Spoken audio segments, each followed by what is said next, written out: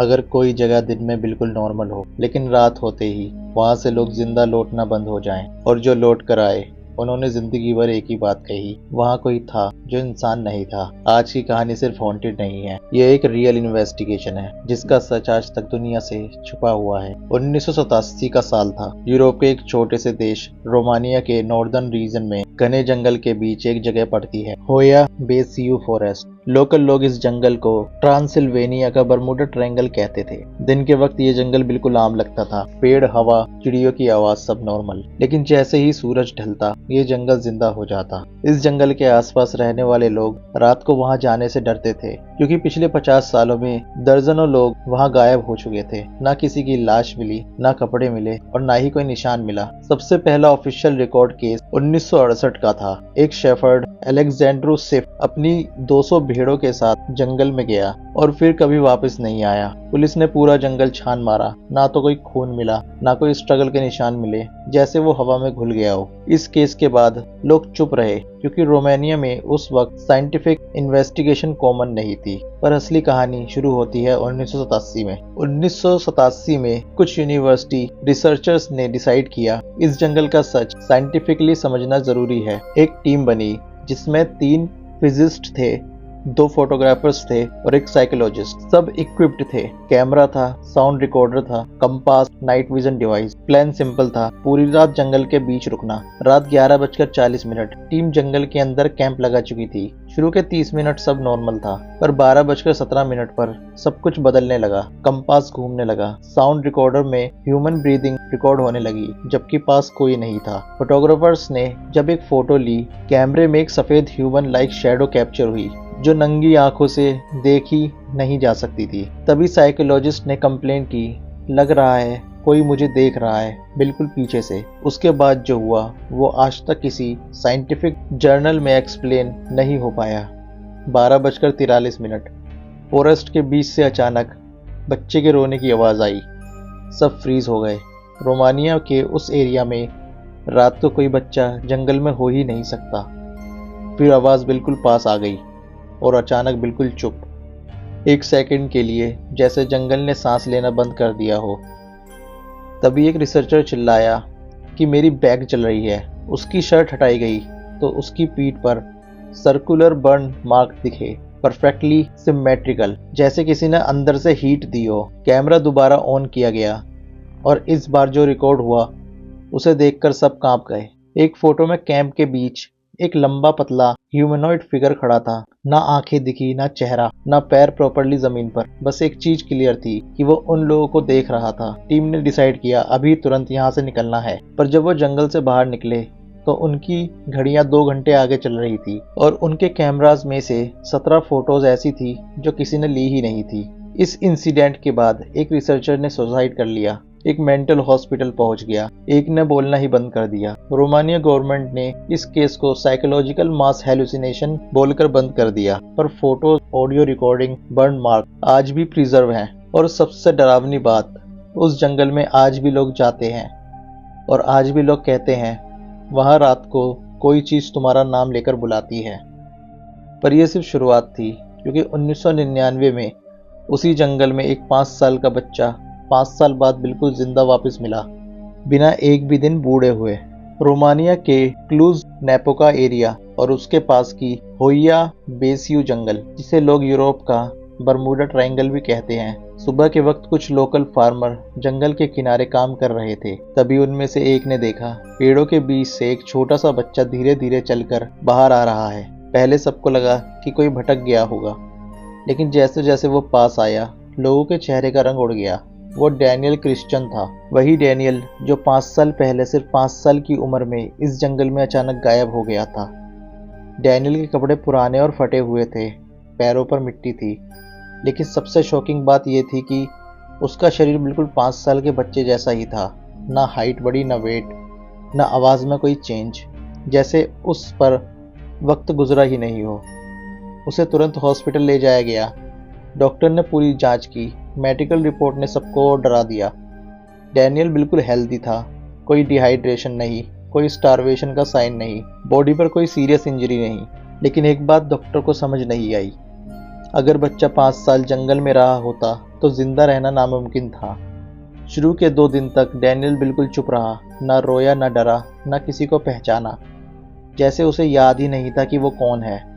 तीसरे दिन जब एक साइकोलॉजिस्ट ने उससे पूछा, तुम कहाँ थे इतने साल, डैनियल ने जवाब दिया, वो केस का सबसे पहला हॉरर पॉइंट बन गया।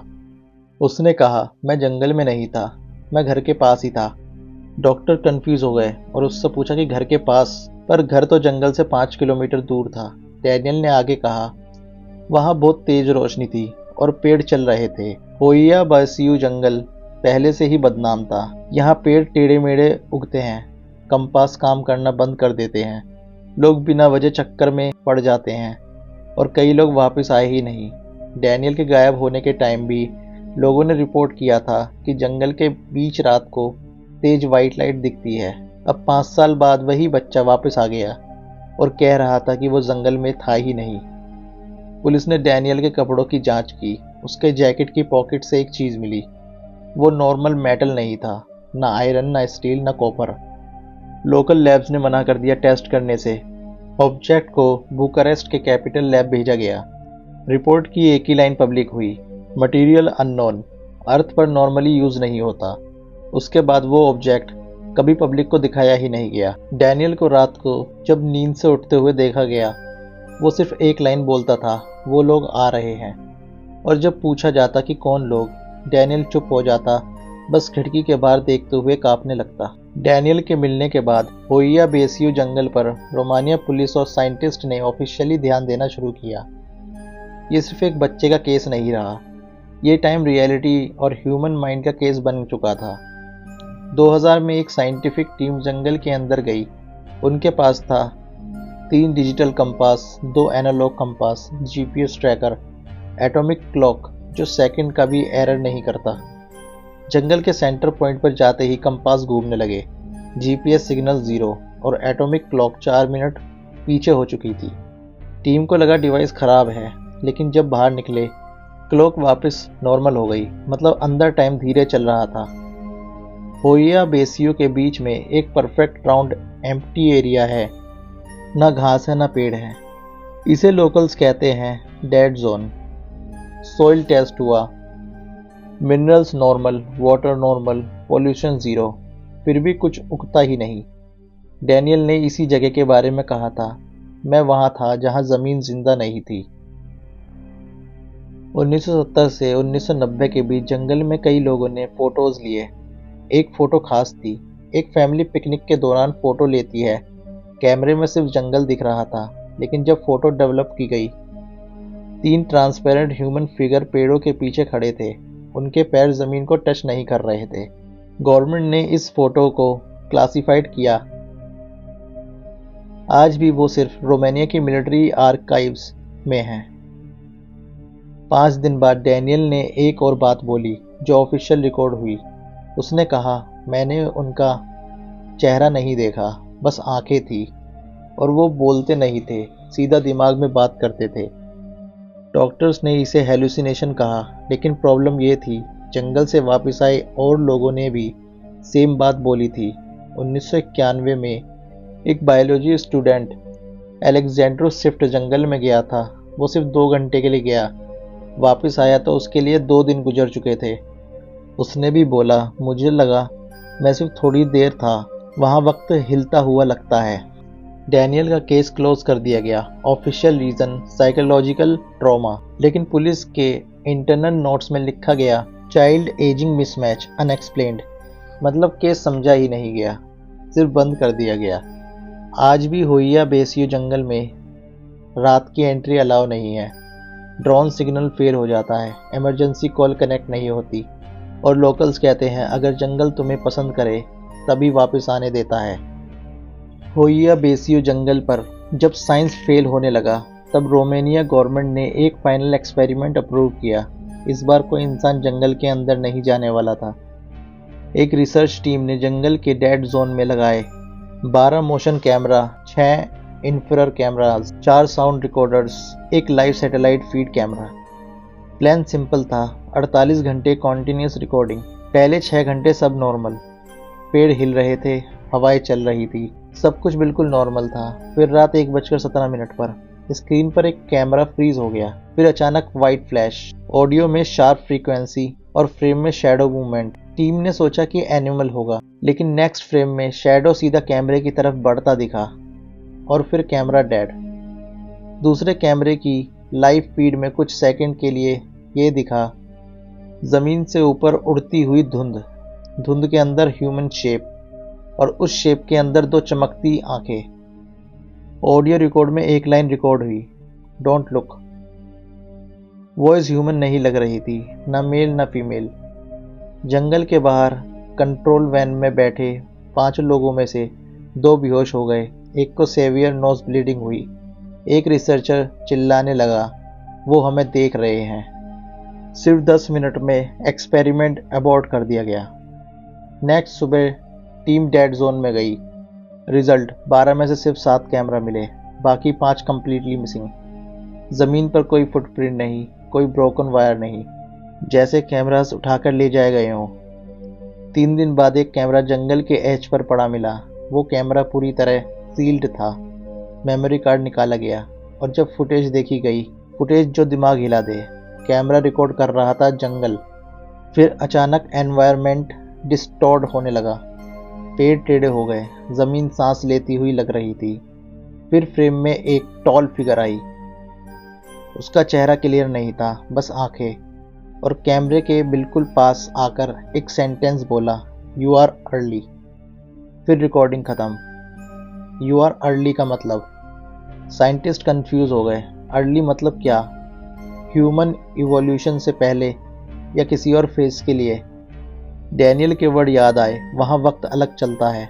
2005 में रोमानिया गवर्नमेंट ने ऑफिशियली अनाउंस किया, होइया बेसियो जंगल is restricted due to environmental instability. पर इंटरनल डॉक्यूमेंट में लिखा गया, non human interaction possibly can not be ruled out. आज भी जो लोग जंगल के पास जाते हैं कहते हैं मोबाइल बैटरी ड्रेन हो जाती है, चेस्ट हैवी लगता है और दिमाग में एक थॉट आता है, अंदर आ जाओ। होइया बेसियो जंगल के बारे में एक बात कॉमन थी, जो अंदर ज़्यादा देर रुक गया वो या तो बदला हुआ लौटा या कभी लौटा ही नहीं। 2007 में रोमानिया के क्लूस सिटी से 3 लोग जंगल के अंदर गए। Mihai Popescu, local photographer, Elena Popescu उसकी wife, Victor Lonescu, paranormal blogger. Plan simple था, 1 night stay plus sunrise photography. 9:40 last normal photo. Mihai ने लास्ट फोटो अपलोड की। जंगल बिल्कुल normal, no fog, no distortion. Caption था, dead zone feels empty. 11:12 पर strange voice note. Victor ने अपनी blog site पर एक वॉइस नोट अपलोड किया। बैकग्राउंड में हवा नहीं थी, पर एक डीप हमिंग साउंड थी और विक्टर बोल रहा था, एलिना बोल रही है, पर एलिना मेरे सामने खड़ी है। रिकॉर्डिंग कट हो जाती है। 12:48 इमरजेंसी कॉल। पुलिस को एक इमरजेंसी कॉल आई। Call duration 23 seconds. कॉल में सिर्फ एक लाइन, टाइम गलत है, हम यहाँ फिट नहीं होते। कॉल ट्रेस हुआ, dead zone. Search operation. Next सुबह मैसेज सर्च चला। Police, dogs, volunteer. 72 घंटे तक सर्च। रिजल्ट, कोई बॉडी नहीं मिली, कोई स्ट्रगल साइन नहीं मिले, कोई फुटप्रिंट नहीं। बस एक चीज मिली, एक डायरी, फ्यूचर की डेट।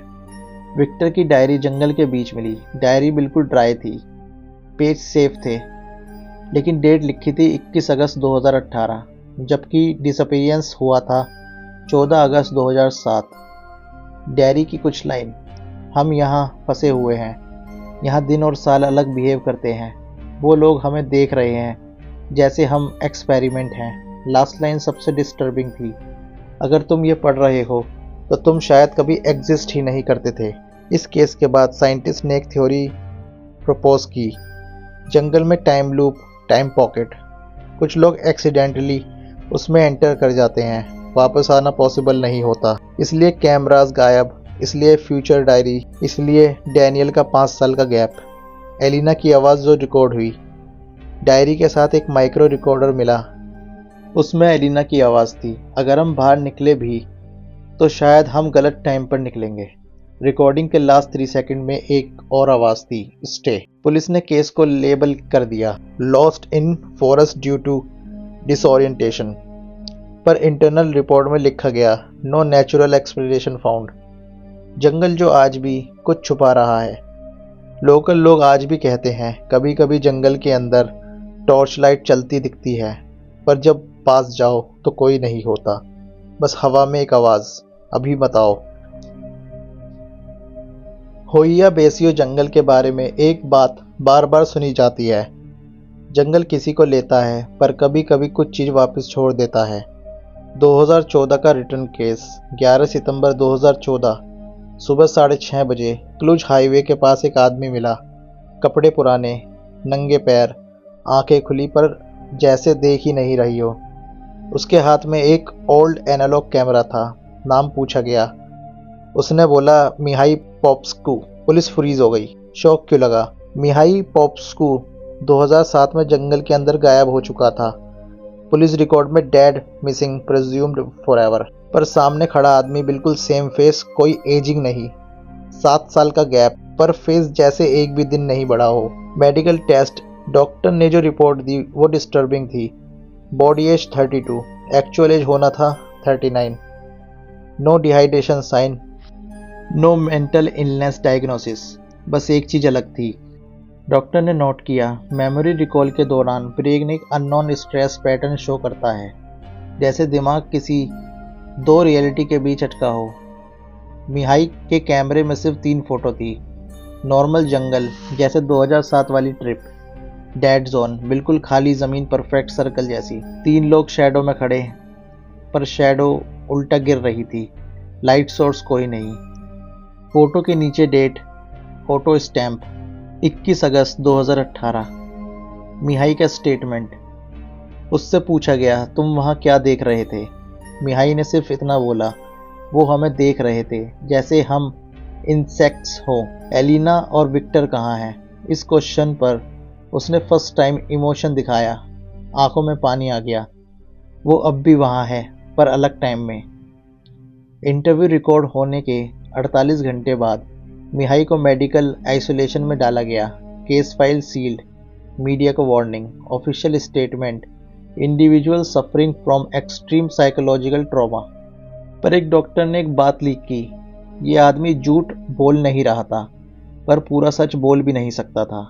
Final message. मिहाई ने एक लास्ट मैसेज रिकॉर्ड किया, ये कभी पब्लिक नहीं हुआ। अगर तुम जंगल में गए और लगे कि जंगल तुम्हें देख रहा है तो तुरंत वापस आ जाना। लास्ट लाइन सबसे चिलिंग थी, क्योंकि शायद तुम पहले ही लेट हो चुके हो। आज भी होइया बेसियो जंगल में कंपास घूम जाता है, कैमरास बंद हो जाते हैं और लोग कहते हैं कि कोई उनका नाम ले रहा है। रोमानिया गवर्नमेंट के ऑफिशियल मैप में डेड जोन का एरिया ब्लैंक छोड़ दिया गया है। No explanation, no reason. सवाल जो आज भी बिना जवाब के है, टाइम डिस्टोर्शन रियल था या कोई इंटेलिजेंस? मिहाई सच में वापस आया या भेजा गया? एलिना और विक्टर अभी भी एग्जिस्ट करते हैं किसी और वक्त में। हो सकता है हम यूनिवर्स में अकेले ना हो, पर सबसे डरावनी बात यह है, शायद हम उनके लिए सिर्फ एक एक्सपेरिमेंट हैं। और शायद इसीलिए इस कहानी का सच कभी पूरी तरह सामने नहीं आया। जो लोग होइया बेसियो जंगल के अंदर गए, उनमें से कुछ वापस आए, पर जो पहले जैसे कभी नहीं रहे।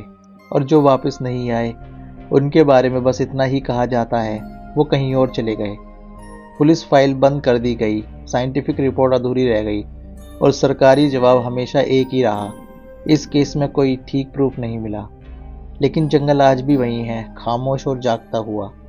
आज भी लोग कहते हैं कि रात के वक्त जब हवा अचानक रुक जाती है और जंगल बिल्कुल चुप हो जाता है, तो लगता है जैसे कोई देख रहा है। शायद सवाल ये नहीं है कि वहाँ क्या है, शायद सवाल ये है वहाँ कौन हमें देख रहा है। और अगर कभी तुम किसी ऐसे जंगल में हो जहाँ अचानक सब कुछ बिल्कुल शांत हो जाए, तो रुकना मत, क्योंकि हो सकता है तुम्हें वापस आने का मौका सिर्फ एक बार मिले। अगर आपको ऐसी रियल अनसोल्व मिस्ट्रीज पसंद है तो चैनल को सब्सक्राइब करिए, क्योंकि कुछ कहानियाँ सिर्फ सुनने के लिए नहीं होती, वो हमें वार्निंग देने आती हैं।